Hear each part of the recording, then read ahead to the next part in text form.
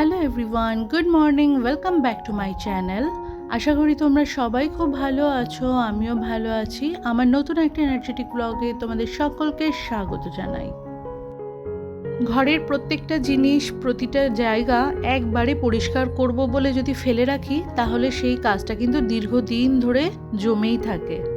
মন চাইলেও কেন জানি না পরে আর করতে ইচ্ছা করে না। আর এই সমস্যাটা শুধু আমার নয়, আমার মতো অনেকেরই হয়। আজ 5 মিনিটের এমন কিছু ক্লিনিং শেয়ার করব যেগুলো প্রত্যেকটা দিন আমরা সংসারের কাজের মধ্যেই করে থাকি। আর এতে আমার তোমার সকলের ঘর থাকবে একদম ঝকঝকে পরিষ্কার। আজকে সকাল থেকে প্রচণ্ড পরিমাণে বৃষ্টি হচ্ছে। ঘুম থেকে উঠেছি তখন থেকে দেখলাম মেঘলা আকাশ। পুজোয় যখন বসলাম বাসি কাজকর্ম সেরে, সেই থেকে যে বৃষ্টি শুরু হয়েছে এখনো পর্যন্ত চলছে। রান্নাঘরে এসে বাসি রান্নাঘরটা মুছে নিয়ে এই ফ্রিজ থেকে পটলের খোসা তো ছাড়ানোই থাকে, পটলগুলো বের করে নিলাম। আটা মাখা আছে সেটা বের করলাম। একদিকে রুটি করছি আর পটল কুচি করে সেটা ভাজা করছি। আজকে সকালে জলখাবারে এটাই আছে। সকালে মোটামুটি 6টা রুটি আমরা করি, ওই 3 জনে 2টো করে ব্রেকফাস্টে খাই। কিন্তু মেয়ে আজকে কলেজ যাবে, সেই জন্য 2টো রুটি বেশি করব। রুটি দিয়ে আর ওই পটল কুচি ভাজা দিয়ে ওকে টিফিনে দিয়ে দেব। আজ মেয়ের ঘরের এই বেডশিটটা চেঞ্জ করে নিচ্ছি। বেডশিট চেঞ্জ করার আগে এইভাবে যদি খাটের কোনা কোনা ধরে মুছে পরিষ্কার করে নেওয়া যায়, তাহলে দেখবে অনেকটা ফ্রেশ লাগে। অনেক সময় হয় কি, কাজ করতে করতে এসে হঠাৎ করে বেড কভারটা চেঞ্জ করে ফেললাম, তারপরে মনে হয় ইস, যদি একটুখানি ডাস্টিং করে নিতাম তাহলে খুব ভালো হতো। চাদরটা তুলে নিয়ে সেটা দিয়ে খাটটা মুছতে আর কতটুকুনি বা সময় লাগে, 5 মিনিটও হয়তো বা লাগে না। কিন্তু ওই কাজের চাপে সব দিকটা একসাথে ব্যালেন্স করতে গিয়ে মাঝে মধ্যে ভুলে যাই। আর যে খাটে যত বেশি ডিজাইন থাকে, সেই খাটের খাঁজগুলোতে তত বেশি কিন্তু ধুলো জমে থাকে। যাই হোক, সপ্তাহে একদিন 5 মিনিট সময় নিয়ে পরিষ্কার করলে সারাটা সপ্তাহভর অনেকটা রিল্যাক্সে থাকা যায়। আমার ঘরে যেদিনকে বেড কভার চেঞ্জ করি সেদিনকে আমি পাখাটা মুছে পরিষ্কার করে নিই, কারণ সিলিংটা নিচু, আমি হাত পেয়ে যাই খাটের ওপরে উঠে দাঁড়ালে। কিন্তু মেয়ের ঘরের পাখা পরিষ্কার করতে গেলে ঘরাঞ্চি লাগে, আর না হলে বাবুর হেল্প লাগে। সে কারণে মেয়ের ঘরের বেডশিট যখন চেঞ্জ হয় সেই সময়টাতে আমি পাখা পরিষ্কার করতে পারি না। খাটের ওপরে যেহেতু ফ্যান, যখনই ফ্যান পরিষ্কার করা হবে না কেন বিছানার চাদরের ওপরে ময়লা পড়বেই। তাই জন্য চাদর চেঞ্জের সময়তে ফ্যান পরিষ্কার করার অভ্যাসটা কিন্তু ভীষণ কাজের।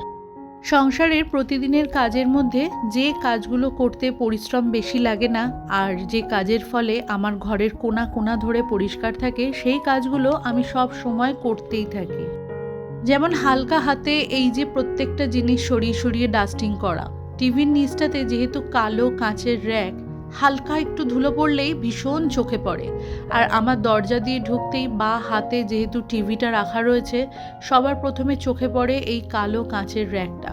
সে কারণে এটা প্রত্যেক দিন কম বেশি আমি মুছে পরিষ্কার করে নিই।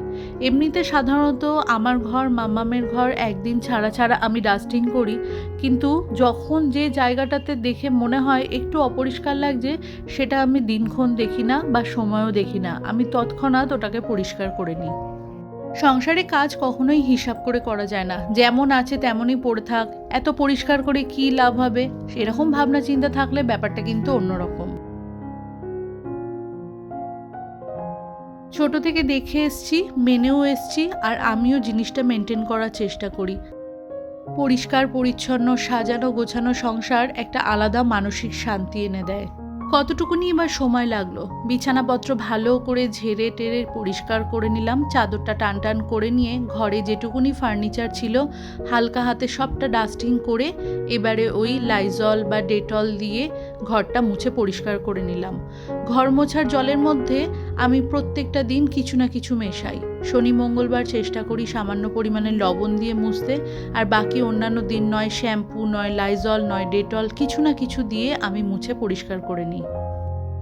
মেয়ের ঘরের বিছানা চাদর চেঞ্জ করে হালকা হাতে যতটা ডাস্টিং করার ছিল সবটা করে নিয়েছি। ওর ঘরটাও মোছা হয়ে গেছে আর আমার ঘরটা মোছা হয়ে গেল।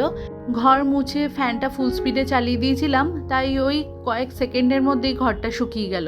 এবারে কাঁচা ধোয়া জামা কাপড় যেগুলো ছাদের চেয়ারে জড়ো করা ছিল সেগুলো ভাঁজ করে গুছিয়ে নিচ্ছি। জামা কাপড় ভাঁজ করতে অনেকেরই খুব আলসি লাগে।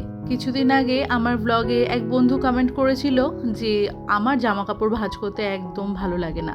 তো আমি এটা সব সময়তেই বলি যে কাজটা করতে বিরক্ত লাগবে, কাজটা করতে ভালো লাগবে না, সেই কাজটা করার সময়তে মোবাইলে বা টিভিতে গান চালিয়ে দাও, সিনেমা চালাও, সিরিজ চালাও বা কোনো অডিও বুক শোনো, দেখবে মনটা ওই দিকে থাকবে আর হাতে এই কাজটা ঝটপট করে করা হয়ে যাবে। অনেক সময়তে কি হয়, কোনো একটা কাজ করতে আমাদের যেহেতু ভালো লাগে না, সেই কাজটা এখন নয় তখন করব, আজ নয় কাল করব করে কাজটা জমে থাকে। পরে সেই কাজটা করতে কিন্তু আরও বেশি সমস্যা হয়। চলে এসেছি রান্নাঘরে। আজকে দুপুরের রান্নাবান্না হবে আর চালটাকে ভিজিয়ে রেখে দিয়েছিলাম, বাসমতি চাল। তো এইটা দিয়ে আজকে ওই একটুখানি কড়াইশুঁটি দিয়ে পোলাও মতো বানাবো আর বানাবো চিকেন কষা। রান্নাঘরের তেলের কন্টেনারগুলো আমি কি করি যে তেল খালি হলে সাথে সাথে সেগুলো মেজে ঘষে পরিষ্কার করে নিয়ে আবার নতুন প্যাকেট কেটে তেল রিফিল করি।